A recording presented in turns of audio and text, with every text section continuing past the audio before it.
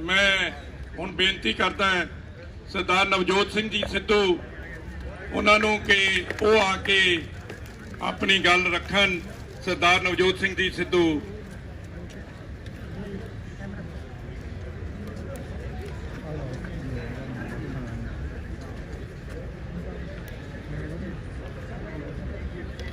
मानयोग chief minister साहब, मेरे साथी साहबान, बैंस साहब, खैरा साहब, थोड़ा खैर मकदम करना। सरकारों की नीयत में आ जाए फर्क, अगर नजारा चाहे जन्नत का क्यों ना हो गर्क हो जाए। और आज मैं हिंदी में भी बात करूंगा क्योंकि मुझे पता है ये प्लेटफॉर्म क्या है।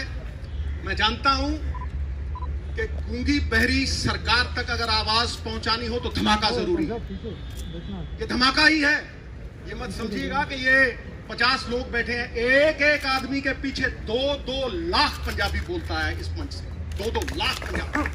और अगर कोई एमपी बैठा है तो 15 लाख लोग उसके पीछे बोलते हैं। तो ये हीरे हैं, ये पंजाब के चुने हुए नुमाइंदे। मैंने बात नीयत की है। नीयत साहब नीति में दिखती है और नीति सिर्फ 2 पूंजीपतियों के लिए बनाई गई है मोदी सरकार। आप अगर ये सोचते हो कि ये कानून सरकार किसानों के हक में बना रही है तो बहुत बड़ी गलतफहमी है।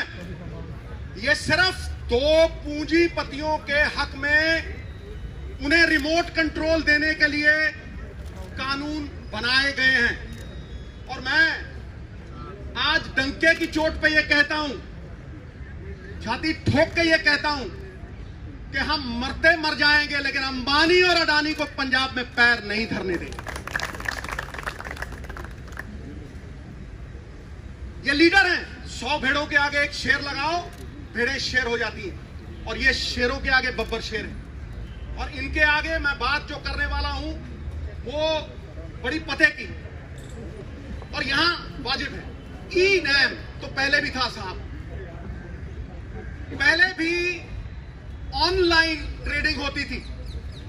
आप मंडियों की बात करते हो, आप ये बात करते हो कि फ्री मार्केट होनी चाहिए, तो फिर ये कानून बनाने की क्यों जरूरत है? बाहर से ई नैम होता था, ऑनलाइन ट्रेडिंग होती थी। ये कानून क्यों बनाए गए? ये कानून इसलिए बनाए गए कि पंजाब के किसान के कानूनी अख्तियार, कानूनी अधिकार पूरी तरह से छीन लिए जाएं। मैंने आज तक कोई ऐसा कानून नहीं देखा जो किसान को कोर्ट में जाने से रोकता है। ये वो कानून बनाया है मोदी साहब ने काला, जिससे किसान अगर उसका कोई डिस्प्यूट होता है तो वो कोर्ट में नहीं जा सकता, नंबर 1। नंबर 2, वो एसडीएम के पास जाएगा या वो डीसी के पास जाएगा जिसका कंट्रोल सेंटर की सरकार के पास होगा। और ये चुने हुए नुमाइंदे, ये रेस जिताने वाले घोड़े दर्शनी घोड़े बना दिए जाएंगे। इन चुने हुए नुमाइंदों को नकारा कर दिया जाएगा। ये मैंने देशों में सुना था कि 1-2 कंपनियां मोनोपोली बनाती हैं और वो मोनोपोली बना के, जैसे ईस्ट इंडिया कंपनी राज किया करती थी, वो मोनोपोली बना के राज करती है। ये वही हो रहा है। ये रिमोट कंट्रोल ये गोरे अंग्रेजों के हाथ में नहीं, ये काले अंग्रेजों के हाथ में दिया जा रहा है। और ईस्ट इंडिया कंपनी की तरह ये पूरे का पूरा कंट्रोल हमें कठपुतलियां बनाने के लिए अंबानी और अडानी के हाथ में देने की ये साजिश है। उसका प्रमाण है 17 लाख करोड़ रुपए के एनपीए हैं, बैंकों को लुटा दिया। 17 लाख करोड़ रुपए के एनपीए आपने सारे बैंक लुटा दिए, किसी एक पे कार्रवाई हुई? पिछले से पिछले साल 5 लाख करोड़ रुपया आपने टैक्सों का छोड़ा। इन बड़े बड़े कॉर्पोरेट्स को वो जब पैसे छोड़ते हो टैक्सों के 5-5 लाख करोड़ रुपए, तो आप कहते हो इंसेंटिव, और गरीब किसान को अगर 4 पैसे देते हो तो उसको कहते हो सब्सिडी। वाह वाह, 17 लाख करोड़ के एनपीए। पूछिए मोदी सरकार से क्या जवाबदेही बनाया किसी को? 5 लाख करोड़ रुपए के रेवेन्यूज फोरगॉन बजट में आते हैं। ये तिवारी साहब बैठे हैं, एमपी साहबान बैठे हैं, रेवेन्यूज फोरगॉन। वो रेवेन्यूज फोरगॉन आप छोड़ते हो, वो इंसेंटिव। और किसान की जो बनी बनाई इनकम थी, किसान क्यों डरा हुआ है? किसान इसलिए डरा हुआ है कि उसकी लागत बढ़ रही है, उसके खर्चे बढ़ रहे हैं, पेस्टिसाइड के ऊपर खर्चे बढ़ रहे हैं, पेट्रोल की कीमत बढ़ रही है। लेकिन जो उसकी अशोर्ड इनकम थी, आज मोदी सरकार वो अशोर्ड इनकम को छीन रही है। पॉइंट नंबर 2, ये पहला था। Point number 2, this is an attack on the federal structure of India. ये हमारे संघीय ढांचे के ऊपर एक अटैक है। It impinges and impedes on the spirit of the constitution. ये कॉन्स्टिट्यूशन की स्पिरिट पे, हमारी आत्मा पे ये आघात है। हर स्टेट के अलग अलग मसले हैं, हर एक स्टेट के अलग अलग मसले हैं साहब। इसीलिए उन अलग अलग मसलों को सुलझाने के लिए वहां की सरकारों का चयन होता है। ये कहां का इंसाफ है कि एक चीफ मिनिस्टर और उसके सारे चुने हुए नुमाइंदे, ऑपोजिशन वगैरह सारी इकट्ठी, तुम एक स्टेट के चुने हुए नुमाइंदों की आवाज को दबा रहे हो और उसके 70% किसान उनकी आवाज को दबा रहे हो। It is an attack on our federal structure. Federal structure पे ये जो अटैक है, इसके बारे में मैं पूरी तरह से पुरजोर विरोध करता हूं। और प्रियम्बल में एक वर्ड आता है फ्रेटर्निटी। फ्रेटर्निटी का क्या मतलब? फ्रेटर्निटी का मतलब है कि हम आपसी भाईचारे में बंधे हुए हैं, हम पारिवारिक साझ में बंधे हुए हैं। और वो यूनिटी इन डाइवर्सिटी, हमारी भाषाएं अलग हैं, हमारी भाषाएं अलग हैं, हमारा कल्चर अलग है, लेकिन फिर भी हम एक हैं।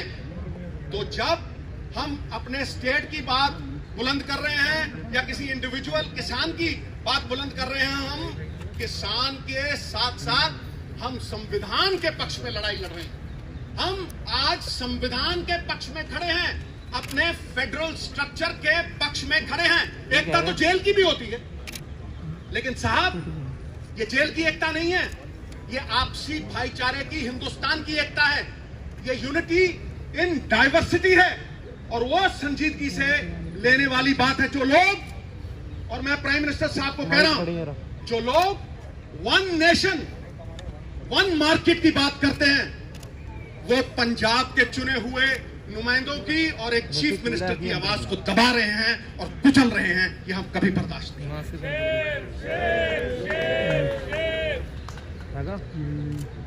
जीएसटी की तरह ये पंजाब की इनकम पे वार है। तुम हमारे ही पैसे लेते हो। जीएसटी में तुमने फाइनेंशियल कंट्रोल ले लिया और सारे पैसे स्टेट के बिहाफ पे तुमने वो इकट्ठे किए और तुम हमें ही वो पैसे देने हैं। ये कहां का इंसाफ है भाई? चोरी और सीना चोरी। क्या ये सरकारें ये करेंगी? हमारे पैसे लेके तुम ये कहते हो कि हमसे लोन पे वापस ले लो। धिक्कार है ऐसी सरकार पे। काहे का फेडरल ढांचा, फिर काहे की आपसी भाईचारक सांझ? और तुम इकोनॉमिक ब्लॉकेड लगाते हो। I am using the word economic blockade. तुम हमारी रेलें रोकते हो, हाँ? तुम सामान नहीं पहुंचने दोगे, तुम थ्रेटन करते हो हमें। एक तो तुम हमारे किसान की, और ये किसानी is a way of life in Punjab. ये जीवन जीने का एक तरीका है। ये हमारी पगड़ी है। तुम हमारी पगड़ी को हाथ डालो तो वो हाथ तोड़ के डालो। हमारी पगड़ी को हाथ डालोगे वो हमें मंजूर नहीं है। और मैं आज भी ये कहता हूं कि तुमने हमें सवेरे भी रोकने की कोशिश की। किसानी का संघर्ष जो है वो पवित्र संघर्ष है, झंडे में डंडे वाला संघर्ष है, नॉन वायलेंट संघर्ष है। तुम उस संघर्ष को बाहरी ताकतों के साथ जोड़ोगे तो तुम किसान का निरादर कर रहोगे, उसका अपमान करोगे। वो हम सहन नहीं करेंगे। अगली बात मैं कर रहा हूं, पहले आपने जीएसटी छीन लिया हमारी मंडियों से। 5,000 करोड़ रुपया, सीएम साहब बैठे हैं, बाकी लोग बैठे हैं, 5,000 करोड़, पिछले साल 4,000 करोड़, इस साल 5,000 करोड़ बाप दादाओं ने, हमारी पुश्तों ने, 4 पीढ़ियों ने मिलके वो इंफ्रास्ट्रक्चर खड़ा किया है। मैं पूछता हूं नरेंद्र मोदी जी से कि मोदी साहब, जहां आपने ये मंडियां नहीं है, जहां आपने ये पहले लागू किया, मुझे ये बताएं कि वहां का किसान, उसकी क्या हालत है? वो लेबर कर रहा है, वो लेबर कर रहा है। देखिए आप, मैं स्टेटों का नाम नहीं लेना चाहता क्योंकि वो भी सब में हमारी पगड़ी है, हम जानते हैं, लेकिन तुम हमारे किसानों को लेबर करवाओगे, इस पगड़ी को हम पैरों में नहीं लड़ने देंगे। और ये संघर्ष हमारा कहना बनेगा, मन्नू साडी दातरी असी मन्नू दे सोए, जो जो मन्नू वटदा असी धूण सवल्ले होए, असी धूण सवल्ले। चूने की छत के ऊपर जितने थप्पड़ मारोगे वो उतनी ही सख्त, उतनी ही तगड़ी होती जाएगी। ईंट को आग में डालोगे, सोने को आग में डालोगे, वो पक जाएगा और भी चमकेगा। मैं अगला पॉइंट जो है वो ये कह रहा हूं कि पहले आपने जीएसटी छीना, फिर आप हमारी मंडियों पे आ गए। 28,000 आरती रजिस्टर्ड, 5 लाख मजदूर जो मंडियों में काम करता है, हमारे बाप दादाओं का बना हुआ इंफ्रास्ट्रक्चर, तुम उसे बर्बाद करने के ऊपर तुले हो। और जहां तुमने ये फ्री मार्केट लगाई है वहां किसान लेबर कर रहा है। उसके बाद मैं अगली बात करता हूं, क्या यह अकेले पंजाब की बात है? क्या ये अकेले सिर्फ चीफ मिनिस्टर की बात है या इन एमएलए की बात है? नहीं, ये हर हिंदुस्तानी की बात है, क्योंकि फूड इन्फ्लेशन आएगी, भुखमरी आएगी। मैं कह रहा हूं आज, कैसे कह रहा हूं? क्योंकि आपने इस कानून में अंबानी और अडानी साहब जैसे लोगों को, होर्डिंग को लेजिटिमाइज कर दिया। आपने उसमें लिख के दिया कि आप ये अनाज अपने गोदामों में रखिए, 50 गुना और 100 गुना बेचिए, 50 गुना और 100 गुना बेचिए। भुखमरी का कारण क्या है? मैं डंके की चोट पे कहता हूं, कोई डिबेट कर ले मेरे साथ, कोई। भुखमरी का कारण यह नहीं है कि अनाज नहीं है, अनाज होता है साहब, अनाज गोदामों में होता है अंबानी और अडानी साहब के, लेकिन वो गरीब की पहुंच के परे हो जाता है, इसलिए इन्फ्लेशन आती है। और इन्फ्लेशन का असर अमीरों पे नहीं होता। हम तो कहते हैं भर दे भैया, अपना टैंक भर दे, कोई चक्कर नहीं, लेकिन जो गरीब 500 रुपए कमाता है, वो 500 रुपए की वैल्यू 200 रह जाती है। जो वो 500 में खरीदता था वो 2000 में खरीद नहीं पाता। तुम्हारी जीएसटी ने व्यापारी मारा, और आज ये काले कानून किसानों को मार रहे हैं, हमारी पहचान को मिटा रहे हैं। बाबा नानक ने दी थी ये हमें पहचान, मरते हुए मर जाएंगे, इस पहचान को नहीं मिटने देंगे। नाम ही खो दोगे तो किधर जाएंगे, और पहचान खो देंगे सिद्धू तो बिखर जाएंगे, नहीं बिखरने देंगे। और आखिरी पॉइंट जो मैं कहना चाहता हूं वो ये है कि आप एहसान फरामोश हो गए, आप एहसान फरामोश हो गए हो। मैं डंके की चोट पे कहता हूं। किस तरह से कहता हूं? क्या पंजाब को ग्रीन रेवोल्यूशन की जरूरत थी? नहीं, पंजाब ने पूरे देश का पेट भरा, 2% लोगों ने 67% लोगों का पेट भरा। फिर तुमने गरीब को अन्न कैसे दिया? सस्ती MSP Punjab, Haryana, western UP से उठा के आपने 80 करोड़ लोगों का पेट भरा, और उसी को पीडीएस द्वारा उन्हें सप्लाई किया। पेट्रोल 6 रुपए का था 92 में, 78 का हो गया, और किसान की एमएसपी 3 गुना बढ़ी, वो 12 गुना, 17 गुना, और ये 3 गुना। कॉर्पोरेटों में जो काम करते हैं 1,000 गुना उनकी तनख्वाह बढ़ गई, और 1982 से लेके किसान की एमएसपी सिर्फ 15 गुना। ये कहां का इंसाफ है? ये किस तरह हम बयां करें? चाहे मंडी एमएसपी मॉडल हो या दूसरा, पहले केंद्र ने हमें इस्तेमाल किया और फिर यूज एंड थ्रो वाली पॉलिसी करके इन्होंने हमें फेंक दिया।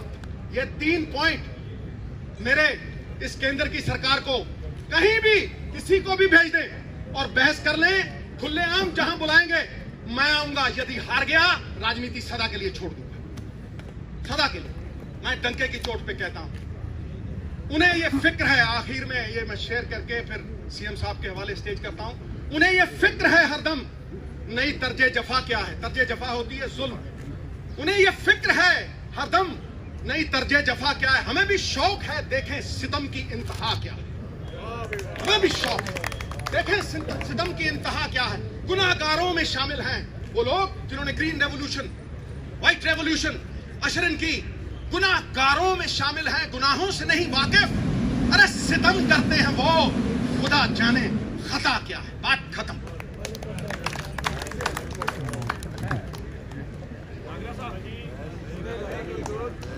मैं ਹੁਣ ਬੇਨਤੀ ਕਰਦਾ ਸਰਦਾਰ ਪਰਮਿੰਦਰ ਸਿੰਘ ਜੀ ਢੀਂਡਸਾ ਸਾਹਿਬ ਕਿ ਉਹ ਆਉਣ ਤੇ ਆ ਕੇ ਆਪਣੀ